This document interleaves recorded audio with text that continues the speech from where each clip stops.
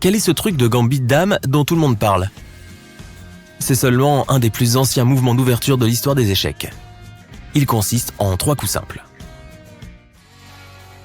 Ainsi, le pion blanc se déplace en D4, le pion noir se dirige vers D5 et un autre pion blanc se déplace vers C4. Ta reine est maintenant plus vulnérable et tu vas probablement perdre le pion C4, mais il y a un grand avantage. On prend alors le contrôle du centre du tableau. Si tu es plutôt un joueur actif qui aime prendre l'initiative, vas-y.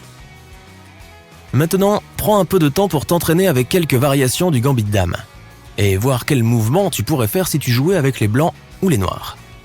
L'avantage de jouer seul, c'est que tu gagneras toujours. Génial, mais aussi tu perdras à chaque fois. Un bon jeu d'échecs comporte 3 étapes principales. L'ouverture. Chaque joueur envoie ses éclaireurs sur le plateau en essayant de construire une stratégie et de voir contre quel type de joueur il se bat.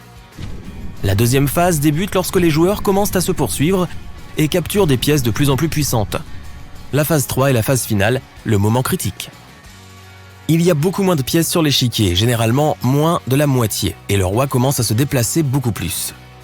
L'objectif n'est pas seulement de mettre le roi en échec et mat, mais aussi de capturer le plus de pièces possible de l'adversaire, afin que ton chemin vers le roi soit le plus dégagé possible.